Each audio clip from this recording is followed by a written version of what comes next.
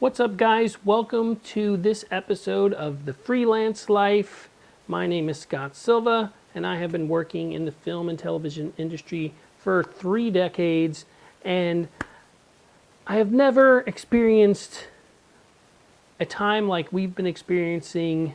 If you saw my last video, you saw I've been on a job search for a couple months now, and the issue has become the only jobs that I have been receiving have turned out to be scam jobs. In this video, I want to talk to you about how to recognize whether the job offer you received is a scam, what to look for, and how to hopefully avoid them in the future. Before I continue, hit the subscribe button, give this video a thumbs up. I thank you very much. It does help the channel, and it lets me know that you want to see more videos like this. So let's talk about scam jobs. All right. So when you're looking for jobs in video production and film production, there are lots of places where you can look. You can contact film and production companies directly. You can also look for postings on websites like Staff Me Up, Hollylist, Production Hub. I'll put links to them in the description below. But the big popular job site that really seems to have the best reputation for being like a professional site for all industries is LinkedIn. And I have to say that LinkedIn is the main culprit of these job scams that I've been experiencing for the past few months. First off, what I've come to realize after I've now received 6 job offers from scam companies through LinkedIn. The one thing that I notice on these postings are it has the LinkedIn Easy application, Easy Apply logo on it. What that means is you usually click that and then your entire LinkedIn profile gets sent to this company. That's number one. Number two, the interesting thing that I've noticed about is that the contact or the person in the job posting is usually a third connection to you. So like on LinkedIn, you have people you're directly connected with. There's first, a friend of a friend that you're connected with, that would be second, and then the third connection would be one step away from that. So far, what you would look for is the in Easy Apply, and the person who's posted the job is a third connection from you. Now, the thing about these postings that's just, it's brilliant but evil, is they are using actual people and names of people who work for the companies that are posting the jobs, supposedly. So when you look those people up, you will see, oh, that's an actual person that seems to work for that company according to LinkedIn. But doesn't mean that the posting is legit, I've come to find out. What happens usually from there, once you've applied for the job through LinkedIn, you sit back and wait, and then a while later, a while will go by, and you will receive an email, and most of these emails say something like this. You have been identified as a candidate for said position, and if you are still interested in applying for this position, respond yes to this email. Now there's your phishing phrase right there. So, if you're still interested, respond yes. So if you're like me and you've been out of work for a while and anybody sends you a job offer, you're going to respond yes. What that usually triggers is a second email from that company, not right away, maybe a couple hours later, maybe the next day. So it seems kind of normal. The next email that comes will usually say, well, congratulations, you're a candidate that we would like for this position. Please fill out this questionnaire. Now, when I received these, this is when bells and whistles went off in my head, because in all the years I've been doing this, you don't have to fill out a questionnaire of your personality, your likes, dislikes, your hobbies. It's odd. It's extremely odd, and for good reason, because companies who are hiring, let's say if I'm applying for a job as a video editor, they don't want me to fill out a questionnaire about that I like to read books and go bike riding and, take hikes with my dogs. That's not what they're looking for. I mean, maybe there's some companies out there that do that, but that's something you would find out in a job interview usually when you get on the phone or go in to meet with the person who applied, who posted this job. So, first of all, you get the email saying, if you're still interested, reply yes to this email. Don't respond to that email. But if you do, and the questionnaire comes, don't fill out that questionnaire and send it back. But if you do that, and I've done it, this is why I've learned, I've done it and I responded, even though I thought it was odd, and it was extremely weird to answer a questionnaire, I sent it back, okay? The next thing that happened after that, they send you an offer letter. And the thing about it is, this one is to Gillespie Productions. They're a company in Green Bay. Now, number one, I'm in Pennsylvania, so company in Green Bay, that's odd. But, you know, we are all working remotely these days, so it is possible. I mean, I've worked with companies all across the country in these past 3 years, so it is possible. So again, that's not the weird part. They actually will send you something with what looks like letterhead from the company. It has their address, so it looks pretty official. They they fill it out to you. I've redacted my address there. And then they tell you about your position and what you're going to do for the company, your rate. And then here's the thing. Here's the one where it got me. I'm laughing because when I'm looking at it right now, and all of these scam offers, when they send you an offer letter, they're almost like a boilerplate. They all have the same things. Stock options. They offer you stock in the company. Now that's just something that a small post-production company that is hiring freelance, producers, editors, camera people, like, it's highly irregular that you would be offered stock options.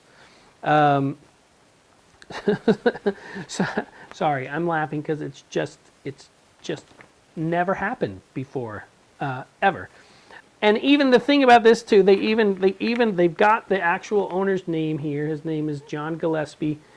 You can look him up on LinkedIn. He's a real guy. You can go to their company website. He's a real guy. They have his name, but it's all BS. And none of it's real. Again, it's brilliant what these people are doing to try to steal your identity and get information from you. And it seems pretty legit. I mean, it seems like a legit offer letter that you would sign and send back.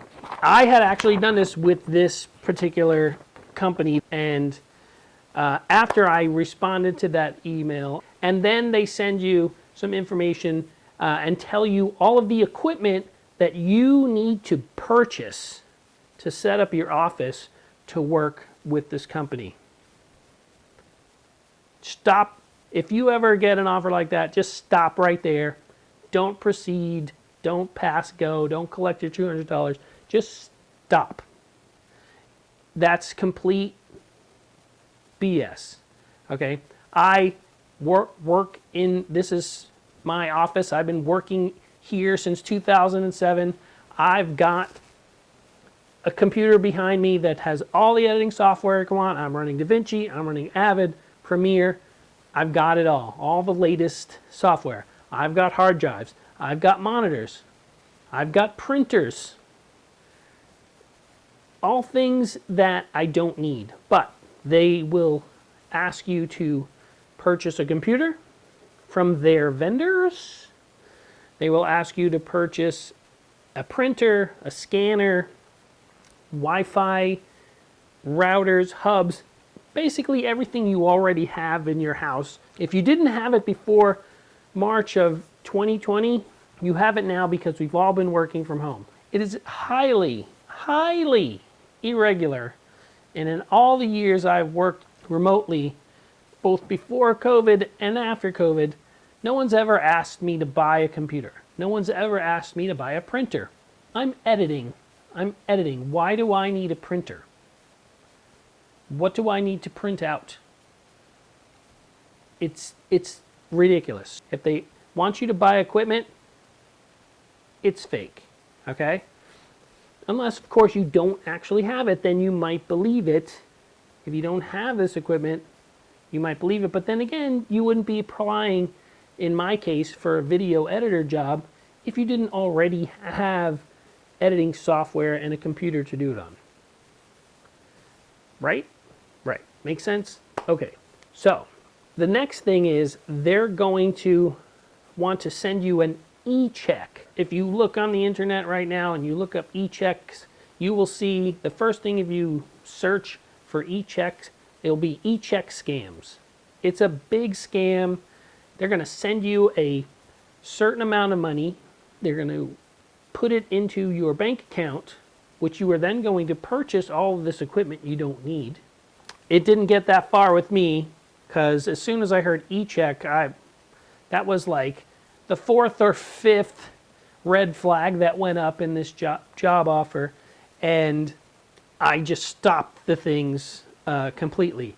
Another thing about these job scams is that I asked to speak with the person I was in contact with on the phone because I had questions.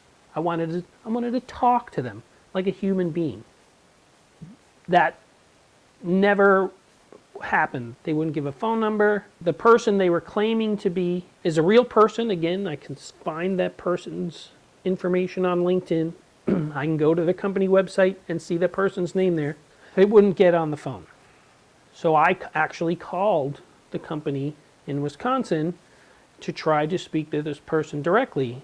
I got a voicemail, never got a call back. Then they wanted to set up a chat. The next thing they'll do is they'll want to set up a chat. In this case, it was Google. They were using Google Chat, and that was the only way that I was going to be able to speak with them going forward. And don't talk to anyone else. That was literally one of the things that said. So again, at this point, I don't buy this at all, but I want to see how far this is going to go. If the person won't make a phone call to you, it's a scam. So at this point, I just broke off all communications. I called back Gillespie Productions and left a message saying, hey, just wanted to let you know someone is pretending to offer a job for video editors, and you should look into that because they are using your name in vain. But if by any reason you do need a video editor, I'm happy to work for you. And I left my name and I hung up. And of course I didn't hear anything from them because it was a complete scam. And that ended that. The thing that's interesting is after this job offer, then they kept coming. First the email asking if you're still interested, then the questionnaire email, then the acceptance for the job with the job offer, giving you stock options, ridiculous. Then the request for you to purchase office supplies, computers, things that you already have and don't need, and the refusal to talk to you on the phone, to actually have any human contact. If you get offers like that, or if you get any emails like that, stop it. Don't respond. It's probably not a legit job. At least that's what I've found. If I come across any other scams like this, I will definitely let you guys know. I'm going to end this video. It went way longer than I expected, but this is a real thing. And I want you guys to be careful out there because, you know, the industry is going through some stuff right now. It is difficult for a lot of us to find work, and people are preying on the desperation of people who are looking for work. And, you know, it's tough out there. It's really tough out there. So if you're in this industry in film and television, hang tough. You want to reach out and chat, please leave a comment below, reach out to me, connect with me. I'd love to talk to you. That's it for now. Thanks for watching and listening to this long explanation. Hopefully it helps you avoid being scammed. And if you like this video, please give it a thumbs up, hit the subscribe button, and I will see you guys in the next video. Thanks for watching. Have a great day.